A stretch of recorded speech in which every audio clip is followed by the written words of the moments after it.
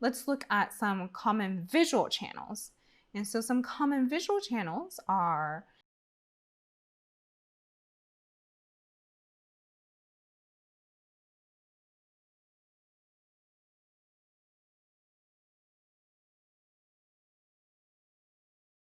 a circle's radius, or in our case, our flower petals like scale.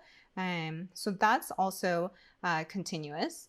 And we can have a color channel, and so that could either be sequential, so kind of going, in like one from this light to darker, or diverging, which means that we have some central value, and then it diverges going to both sides. And these visual channels are also continuous.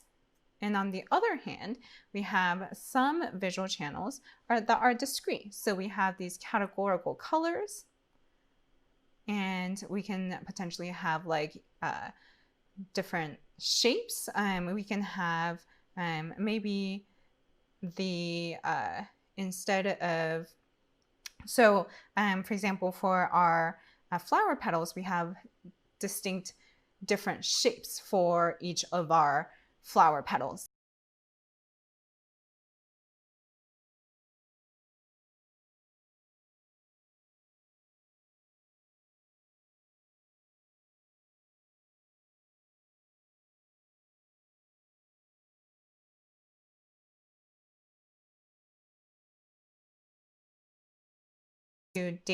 From data to visual channels when we think about D3 scales.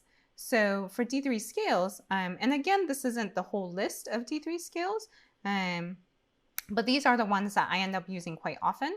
And you can kind of break them down into this mental model of a continuous input, a continuous data type to a continuous visual channel.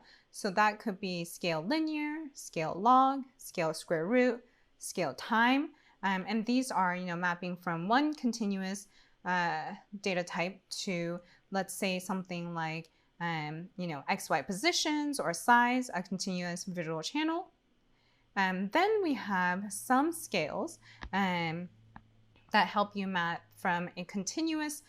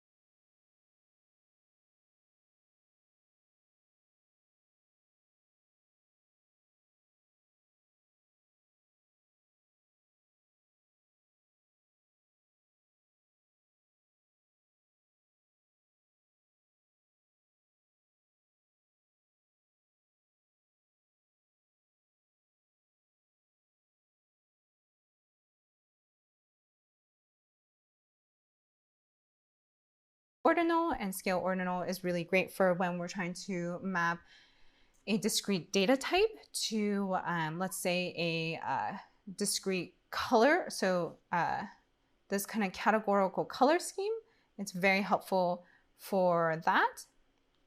And then finally, we have going from discrete to continuous. We can use scale band, and that could be something like, we have a bunch of bars that we're trying to draw. So each bar might be this like discrete thing that we're trying to represent in the data. And then maybe it's that we want to calculate the x position for each of those bars. And so the x position is something that's continuous visual channel. And so that's the way that I kind of think about D3 scales and when and how to use them.